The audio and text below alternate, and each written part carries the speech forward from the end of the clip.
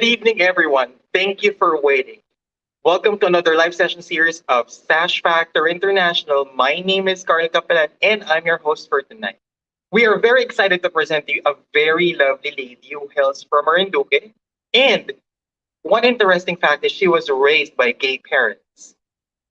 Without further ado, I present to you the very lovely lady. Her name is Nadine Bornilla. Hello, Carl. Hello, everyone. Good evening. Thank you so Hello, much for Simone. having me. Thank you so much for gracing our live series tonight. My first question to you is, how are you? How are you doing? I'm doing really good. Of course, I'm feeling very nervous and excited, as we all know. Today's the last day for votation, so top 30s, the announcement for top 30s just right around the corner, and I just can't wait. All right. Now that you've mentioned the magic word top 30, before I ask my questions to you, what are your thoughts? How do you feel about it? Well, as I said again, I'm really nervous and excited. Although my hopes are very high right now, and my parents are already more confident, I think, than I am. They're already preparing my clothes for if ever we're going to be checking in a hotel. They're already contacting designers, telling them, oh, let's prepare these clothes na. Ito pang breakfast niya, ito pang event. And I'm just enjoying watching them seeing that. It's also very frightening, of course, because nakaka-pressure because right now there's not really much that we can do as candidates because as I said again, today's the last day for votations. We've already done the interview challenge. All we have to do right now is wait, and yeah, it's very frightening. Yeah. I hear that you're frightened, but also to counter the frightened feeling, I'm glad to hear that your parents are behind you and supporting you all the way. They're all out in this endeavor. So to your point, as they say, just let go and let God. Now, it's very evident that you're a very eloquent guest. So you wouldn't make my life hard, and this interview is going to be very fluid, I believe. So my first question to you is, tell us something interesting about yourself. Well, I think the interesting things that I've said about myself are already in the interview challenge. As you said, I'm an incoming freshman at the De La Salle University. My course will be medical biology. I've always dreamt of becoming a doctor, specifically a neurosurgeon. And I was raised by two gay men, so you can just imagine. They're really, really excited knowing that I'm competing in Miss Universe Philippines. And ever since I was younger, I've been very much into pageantry, and I also have. I've competed with a sister before in India, and I was delighted to know that she's also competing in her country's Miss Universe, and she's also vying for her country's crown. So we're really hoping that if our stars align, we'd be able to see each other again on the international stage. All right, perfect. Now, I would also ask you this question. I would like to give us three adjectives to best describe you, and if you want to tell us more as to why those are the three adjectives you chose, please do so. Okay, so this is not the adjective that I used to describe me, but I think it's a compilation of all those three adjectives. I'm a Filipina, and I think that once someone knows that you're a Filipina, they know you to be a very beautiful person. We Filipinas, we emulate this type of exotic beauty that I think that majority of the people that I've encountered, they just envy it, and we're also very resilient people.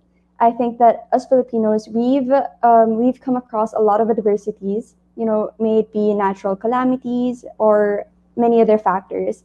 We've proven time and time again that we're strong and we can rise above them. And since us Filipinos are known to be very hospitable all over the world, I think that as a person, I'm very approachable. All right. I like the way you packaged it. So it's like a Filipino, which the word Filipino encompasses all the positive adjectives that people can think of. So that's a very clever way or smart way of doing it. I love it. Yes. It goes to show how smart you really are. All right. Thank you. Now, my next question is this is a very interesting question. We all know that you've been raised by two loving gay parents, gay dads, that is. Tell us more about it. Yeah, tell us more about it first. Could you please paint us a picture on growing up with gay parents raising you up? My life with them started when I was 5 years old. They took me in from my grandparents in Bicol, and they took me with them to Manila. And at first, I was very much indifferent to the fact that I was being raised by two men because, I was just very much satisfied with the love and care they were giving me. It never really occurred to me that, this is an unconventional family setup because at the time I wasn't exposed yet to or I didn't think that it was the ideal na it had to be a man and a woman raising a child. At the time I was just really happy with the people who were there for me. And I think that growing up was very much enjoyable for me just because, I'm a really kikai girl. So it felt as though they were just my barkada the entire time. I would talk to them about boys. I would go shopping with them. It would be really easy to ask them to buy clothes for me because they'd love it as well. And again, I never really thought that it was a problem until because we had a lot of family and friends who were very accepting of us. And the only time that it occurred to me that this was an actual problem was when I applied to the International Catholic School, and I got rejected. I wasn't able. They weren't able to grant me admission to that school because of my family background. Because of my family setup, they said that they can't really grant me admission because I belong in a gay family. And I think that, at the time I was very much disheartened, but not as disheartened as my parents. They constantly blamed themselves for it. They think that it wasn't right that I wasn't granted admission because of them. And after that, of course, although it may have been a very disheartening thing for us, we couldn't really dwell on it as long as we wanted to because school was already starting. School season was already starting, and I couldn't really go with the international school schedule since their classes start on August, and here in the Philippines, schools usually start already by June or July. So I was already pretty late, and I didn't want to miss a year. So again, I tried to apply to Colegio San Agustin Makati, the school that I was planning to leave, hopefully, the school that I was planning to leave. But they granted me admission without question because I was a student there from before, and I think that my love for them just grew more. From the very beginning, ever since my senior kinder years, they were very much accepting of me and my family, considering that they're also a Catholic school. And yeah, and that's also the school where I graduated. Thank you so much for giving me that story. So it's disheartening to your word. It's disheartening to hear that you are still experiencing discrimination, even though it's obvious that your parents raised you well and you have Catholic values. But regardless, we're able to see that sometimes a rejection is really a redirection because you were rejected by a particular school, but you were redirected to the school that you belong to and welcomed you with arms wide open, right? Yes, yes, that's right. And I'm grateful that it happened to me because, I have a very good support system around me. Although my parents at the time were very much heartbroken by what happened, they still did really well, being a parent, being there for me, helping me cope with the rejection. And, just overall, I think that it was good that it happened to me. When compared to other people, similar things could have been happening to them, and it's possible that they don't have anyone surrounding them. So Correct. I'm here to, it's good that I experienced that, and now I'm an advocate and, yeah, and a strong ally of the community. Perfect. And also, I'm really happy to do this because to have this interview with you because we are able to show that gay parents it's a reality, and we're able to show them that we are capable to raise good children. The fact that you're here in front of us is a testament to a gay family's ability to raise very strong children, and for that, I commend your parents for doing so. Now, I heard from you that uh, you were no, no, no. You were 5 years old when your gay parents took you in. So from Bicol, so I would surmise that during those first 5 years you were in Marinduque. Was that or in Bicol? Is that correct? No, actually, the thing is, I've never really been to Marinduque. The reason Okay. why I'm representing Marinduque is because that's the home province of my stepfather. And Oh, over the many years that my stepfather raised me, because ever since I was 5 years old, my biological father, he was very busy with his medical training, so I had to be left with my stepfather.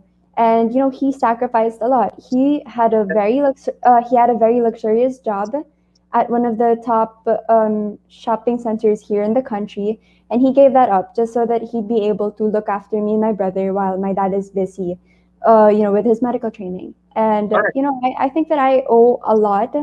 I owe a lot to him, and I'm doing this, of course, not just for him, but for my advocacy and for the people of Marinduque. I feel like, while getting to know the place, I've also fallen in love with the people in it. Because Yeah. I remember from Miss Monica Rabanera. She's my accredited partner. At the very beginning, I was very much hesitant because I'm representing a place that I've never been to. Only a place that I've heard of from my parents. And I also heard from her that, like, it's very difficult representing Marinduque because people of Marinduque are very picky with who gets to represent their place, because of course they want someone who knows their place, who knows the province inside out, and that's very much understandable.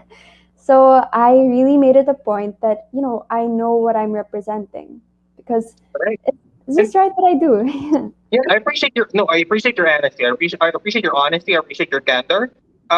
For you to answer this question very matter of fact and very truthful, I admire that. It just shows that, I mean, yeah, I mean, you did not sugarcoat it, and I like the way that it is an homage to your parents, and there's nothing wrong with that. And and, Yeah. and I admire you for being honest. I like people who are honest. Now, let me ask you another question though. So, I know this may sound cliche, but since you were raised by gay parents, what was your first recollection of beauty pageants? And yeah, what was your tell us more about it? I love that you correlated this question to the fact that I'm raised by two gay men. And I think that it's very spot on. I think my very first recollection was us watching Miss Venus Ra in Miss Oh, Universe. I think that was 2010, if I'm yeah, not mistaken. Yes. Every pageant season, my parents would invite over their friends, and me and my brother, we just watch them jumping up and down, screaming, pulling each other's hair, and it's the entire thing's so chaotic and it's very festive at the same time. I remember, while watching that, I admired Miss Venus Ra, and I also wish that in the future I want to be someone who makes them that happy. okay. All right. Now that you've mentioned Venus, right? I want to mention another name that when people see you initially, they think that you're lookalike, and I guess you know who I'm trying to reference to, and her name is Attorney Patch Magtanong. People are telling you that there is a great resemblance between you and her. What are your thoughts about it? I think I'm very much flattered every time I hear from someone that I look just like Attorney Patch Magtanong. I remember watching her in Binibining Pilipinas, and in her, of course, in Miss International, and she's a very commendable candidate. She's very beautiful, very bright. I think that she'd definitely be someone that I'd want to be like, if I were to be compared to anyone. Right, it'd be such an honor to be compared to her. And of course, aside from this, oh no, never mind. That's the end. That's the end of that sentence. It's okay. All right. Yeah. Now, I watched your introduction video before, so we'll just touch base lightly on some things. So you are incoming medical biology student. So what made you decide to take that course? As I said, I've always dreamt of becoming a doctor, and we're in a medically inclined family. My parents, they own their very own clinic, and of course, in the future, I want to contribute to contribute to our family business, and not just that, but medical biology is what my dad also took as his pre med. So I'm just following in his footsteps. All right. Okay. All right. So you're in a way your parents carved the way or carved the path for you to follow. So all right. Now, Also, previously have you dabbled with musical theater, with choral competitions, and even you've joined the pageant, as you have mentioned, because you have a pageant sister from India. So my question to you is, what were your takeaways from those experiences, and how did it help you become the woman that you are today? I think that the number one takeaway that I got from that experience is that my parents are absolute stage moms. My parents are absolute stage moms. And although at the time it was something that I found very annoying, because of course as a child you want to be just, living your life and just playing games on your phone or playing with your friends. I think that I'm very thankful that they led me towards this other path where I'm more active, where I'm doing ballet, where I'm doing other things, other productive things, of course. Because nevertheless, I still enjoyed my childhood. It's just I think that I became a more whole person because of them. I Oh, became more coordinated, I became more well rounded, and I think that it's, thanks to them. all right. I've always believed that when you have kids, you should do not break, do not buy them material things. Instead, give them experiences. And based on from our short conversation as we go on so far or thus far, I can sense that your parents have given you both. Of course, the material things because they can afford it, and the other one is the wealth of experience. You wouldn't be this sophisticated at your age and very what you call this, very articulate if you were raised well by your parents. Now, while I was speaking, I'm drawn to your background, as I mentioned to you before in the backstage that I like your background. But I'm particularly drawn to the drawing behind you. Is that the drawing or the portrait of your parents?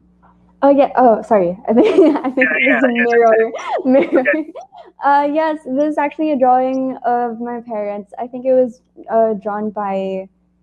I think it was drew by Tito Edwin Uy, if I'm Oh, not mistaken, the designer. or a family friend. Yes. All right. Okay. Now that we're talking about your parents, take us back when you decided to join Miss Universe Philippines, and how did your parents react to it? You know, they were. Um, I'm not saying that they pushed me, but they were definitely showing me the positive, the pros, if I join. Because of course I'm 18. I was very hesitant when I was seeing the rumored applicants. Palang. I think that of course the candidates that I was already seeing, they looked very intimidating at the time. All right. And yeah, I think that I'm just really grateful that I listened to my intuition. I listened to them as well. And I joined anyway. And, I'm here right now and I've gotten this far. Hopefully, I'd get myself further. And I just make Marinduque and them proud. All right. Thank you. My apologies because my ring light failed on me, so we'll just continue without my lights on. It's fine. You still look great naman. Thank you. Thank you. I appreciate that. Now, of course, when we were talking earlier, it seems to me, or I have the impression that you have a lot of your parents have a lot of friends who are helping you behind this journey. So now is your time to tell us which camp do you belong to, and who are the people behind you in this journey. I actually never had a camp. Ever since my first pageant, I've always had just one team, and it mainly composes of me, my parents, my brother sometimes, and Tita Shandy Monte Carlo for my pasarela, Mamu Tonet Chua for my hair and makeup, and a new addition, of course, to the team is Tito Patrick Henry Mergano for my styling. Okay. Thank you. So in a way, you can be considered as an independent, correct? Yes, I'm an independent candidate. Okay. Terrific. Now that we're into passion related questions, my question to you is, so how has the pandemic affected your preparations for this pageant, and how is your mental health? How is your mental health so far at this point of the competition? I always made it a point to make myself busy, make sure that I'm communicating with a lot of people, just so I'd be distracted from the fact that this is happening. This is really happening right now. the pandemic definitely took a toll on a lot of people's mental health, and it's understandable. It's much more difficult to connect with a lot of people, but I think that with social media it made it more easier, and I'm just making use of it a lot. And in terms of preparation, I think that for me at least it was very much advantageous because of course, as you know, because I did dabble with a lot of things in the past, choral competitions, musical theater, and ballet. I'm big on time management. I'm big on time management, and ever since the very beginning, we were already given the schedule as to when this certain requirement is due for us candidates, and me and my team, we made it a point to submit all those maybe in time or earlier. So yeah, in terms of preparation, it was easier for us, and I think that right now we're kind of done with everything. All we're waiting for right now is the announcement for top 30, and everything else is good now. Okay, perfect. My follow-up question to that is, at this point of at this point of the competition, what were your realizations thus far? Parang, okay, ganito pala siya. Or, yeah, what were your realizations about yourself, about life in general, or about this pageantry journey so far at this point of the competition? I think that my number one realization so far, not just in this pageantry but overall, not just in this pageant but overall, is that life really does, it goes on. Though we're enduring this pandemic and a lot of people are losing their loved ones, we as Filipinos, we still rise above it all. And I think that continuing this pageant, still having Miss Universe Philippines, it's a great representation of that. That above any adversity we may encounter, we'd still go far and beyond just so someone would represent our country on that international stage. Okay. So what I'm getting from you is that come hell or high water, the show must go on, right? Is that correct? Yes. Okay. All right. And I Now, think that that's a mindset that a lot of us needs right now because, not just because we're enduring this pandemic, we have to put our lives on hold, our dreams on hold. There are great platforms such as Miss Universe Philippines who allows us to continue our dreams. all right. Okay. They say failure to prepare is preparing for failure. To satiate the curiosity of our fans who are asking, do you already have your evening gowns and your national costume? Of course.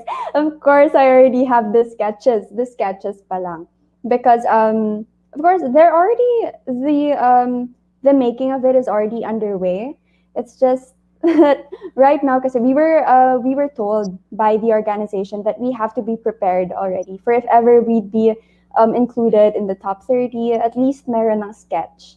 So yes, I think that I'm very much prepared for it already and hoping that I do get in as well. All right. Okay. Now let's talk about more. Let's talk more about rather your recent video. So your the first video I would like to talk about is your runway challenge video. So talk to us more about it. How was the what was the idea behind it? What was the bag? And yeah, tell us more about it. The team that I was working with, videographers, they made it really fun. They made it really fun. It was very light for me. I think that it emulates naman I think that it's obvious naman in the video that I was just enjoying myself. Although I was enjoying myself, of course it was very difficult because the road that I was walking on, it's not just flat. There were a bunch of bumps, and actually had to go through two pairs of heels just so we Oh, can shoot the entire thing because they kept breaking, and oh, just I mean aside from that, the entire thing was just very much enjoyable for me. okay, terrific. All Yeah, right, I'm glad that it was an enjoyable experience for you despite the minor setbacks. Now, yeah. how about your casting video and your swimsuit? So let's talk first about your swimsuit. What was as an 18-year-old girl, but not a pageant newbie. So what was the peg? What was the idea behind your swimsuit photo? The swimsuit shot, I actually enjoyed a lot because, of course, during the previous pageants that I've joined, they were teen pageants, so I couldn't go for any super daring poses. And I think that now that this is an adult pageant, I can do whatever I want, but of course still looking very classy and Yeah, modest. And I yeah. think that I think that I achieved that with my swimsuit shot, and I'm just really happy with it. Thank you, Tito Raymond Saldana.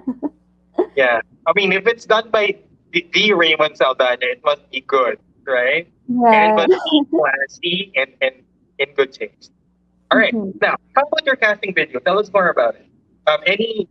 Any interesting story in the background or while you're doing it? Tell us more about it. The casting video, actually, we shot it right after we did the runway video. Um, yes, it wasn't a cramped thing, but we already had before a casting video, but I actually just wanted to do another one, just for safety. Yeah. And the new one was something that we liked more. We agreed on it as a team, and that's the one we submitted. And the entire shot for that was just really fun. I think that it was really quick as well. It wasn't too hassle for us. We as a team just enjoyed shooting it. That's all. All right. Now you've mentioned you're 18. This is your. I guess this is no. This is not your first major pageant. But as an 18-year-old going against pageant veteran, so to speak, have you scouted the competition and what are your thoughts about the competition? I think that it's not too difficult to be exposed to seeing who your competitors are.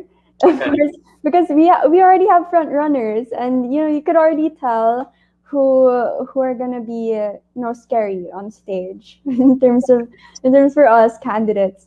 And I think that if I would think of someone who I think of as a threat in this competition, I've said it numerous times already in previous pageants, it's definitely Miss Katrina de Maranan.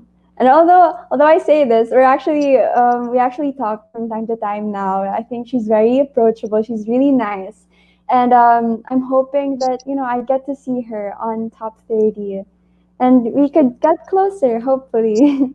Yeah, I like the fact. I interviewed another lady as well prior to this, and I like the fact when ladies would really be vulnerable and tell who they think are the other strong candidates are. What because it shows their honesty, their vulnerability, and also they acknowledge other people. It's like you know what I'm saying. It's like queen cheering other queens on. So that's very important. That's very mature of you as well for an 18-year-old lady joining this competition. Now, I have another question for you. We are going to call this indulge in some few fashion related questions, if you don't mind. First question is, when was the last time you failed? How was it, and what was your takeaway from it? I think the last time that I failed, though I do think of it as my successful moment as well, All right.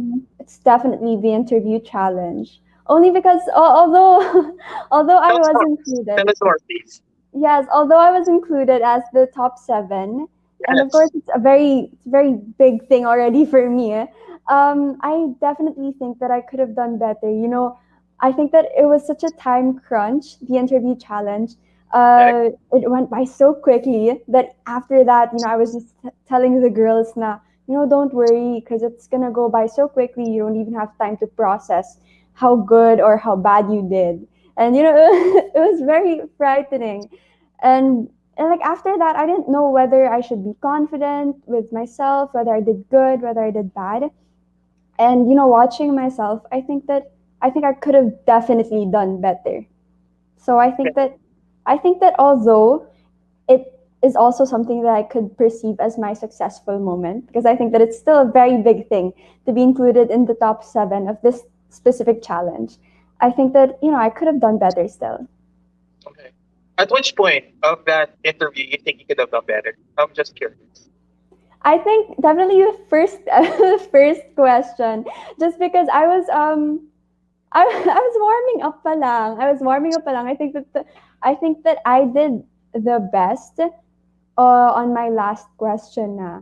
But nevertheless, I'm still proud of how I handled everything. I think that my parents, they were telling me that it wasn't obvious naman that you were surprised and that you were rushing because um during the interview challenge, us girls, we're not exposed to the timer.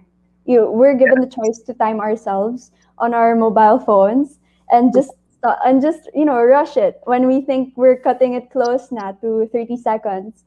And luckily I didn't reach that point because I think that I would have panicked, and I chose not to time myself because I think that I'd be focusing more on the timer than my actual question. I agree. So That's yeah. correct. Okay.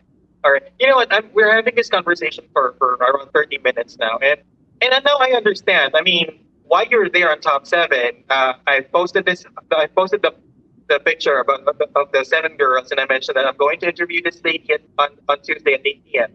And now I really understand why you're there. Having personally interviewed you tonight gives me first-hand experience as to why this lady deserves a spot in the top seven. Now, let's flip the question over. So the next one, but I think I already answered this. But if you think of another success, please do so. So when was the last time you succeeded aside from the challenge? And what was your takeaway from it? I think that in terms of me succeeding naman, I think that so far my biggest success is getting into top 50.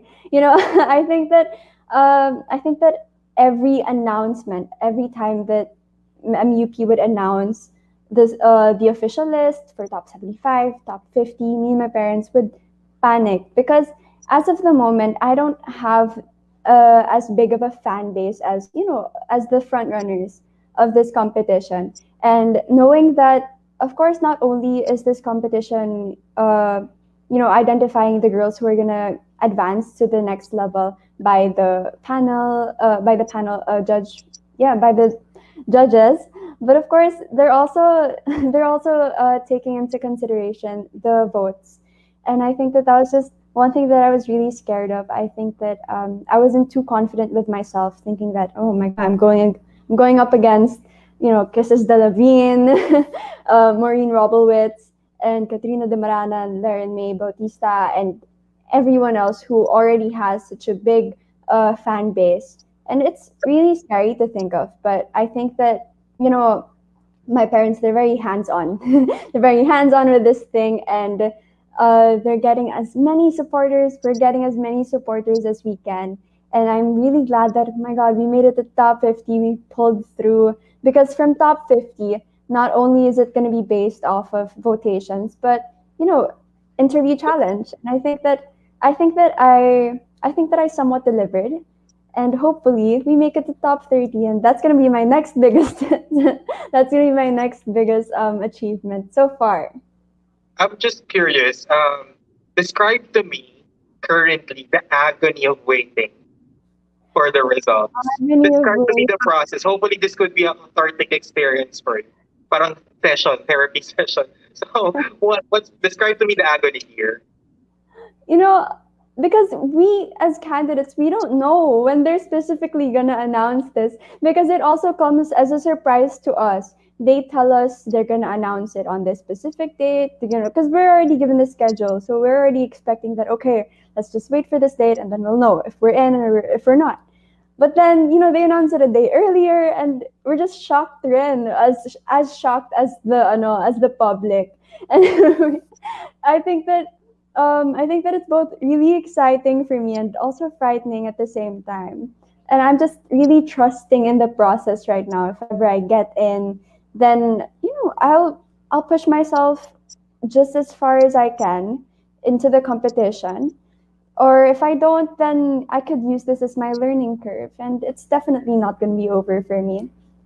Okay, perfect. I like the fact that you mentioned that. I like the fact that you anticipated my question that what would you do just in case you did not make it. So it seems to me that you have things well planned out. But of course, as they say, we have to hope for the best and expect for the worst, right? Yeah. So, but again, we also cannot discount the power of manifesting. So if you believe in yourself and you claim that you're going to get there, you will get there because you put in the work. I mean, it would be a different thing if you're not putting in the work. But we're able to see that you're able to put in the work. You're able to show us your interview medal, and that's a good thing, and that should help you get there. Now, my question to you is a very pageant related question, but for the benefit of our pageantry fans, I would ask this to you: why should you be the next Miss Universe Philippines 2021? I think that I don't necessarily deserve to win the crown and to represent our country. I think that if ever I do win, it's because I worked hard for it.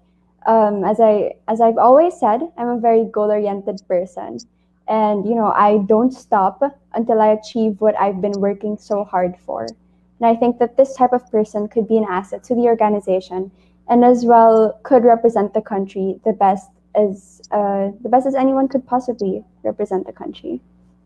Thank you, Nadine. We are about to wind this interview down because the main purpose of this interview is to really get to know you, get to know your quirks, and really get to know your personality. So my question to you is, what is your message to your family, to your dads and friends? Okay, so my message to my dads, my family, and friends. So I'm just really hoping that you all stay patient with me. Ever since I switched to this new diet, I've been more moody, and it's very typical. But I'm very, very glad and I wouldn't have anyone else surrounding me right now. I think that they're handling me the best that they can. So of course, the number one thing that I have to say is thank you so much for being here for me. A lot of other candidates, not many other candidates for sure have had more supportive people as you, and I'm just really grateful again for the support system that I've had ever since I was younger.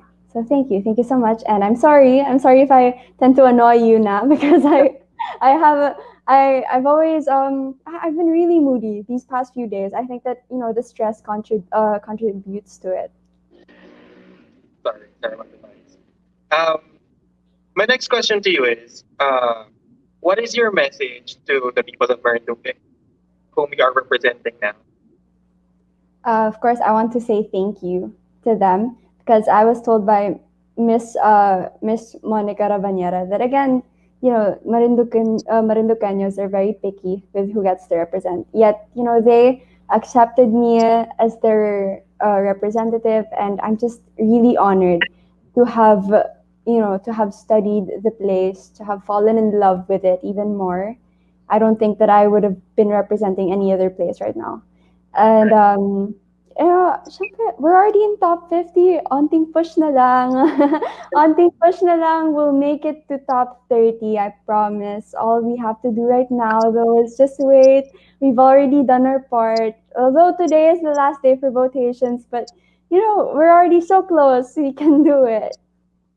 All right. Now that you mentioned that, after this interview or prior to this interview, you may have had acquired new fans and new supporters. So this is your chance. Before I ask you the final question, please give us your social media platforms so we can follow you. If you have a fan page, please let us know. And also, please give us instructions on how to vote you for the last time before the voting closes. Okay, to follow me through this Miss Universe Philippines journey, you can find me at Facebook, Simone Nadine Bornilla, and on Instagram at Simone Bornilla.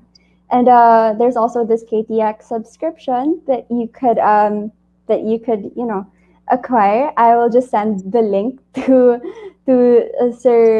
Sir, and then after that, today again is the last day for votation, and I'm just really hoping that no matter the outcome, I've made you all proud. We've definitely done our best to get this far, and hopefully we get the top 30, and hopefully I get us further.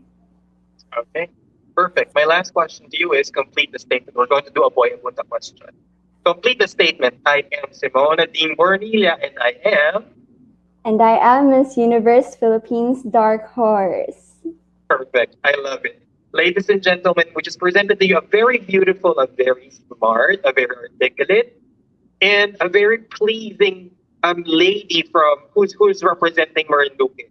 If you like this interview and if you are a new fan, a converted fan of Simone, please do support her in her Miss Universe journey and cast a vote on her behalf so that she can further her pageantry journey and get into the top third.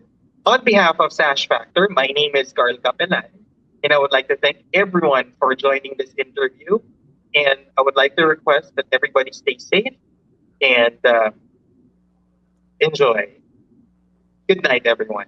Take care. Good night, everyone. Thank you. Thank you for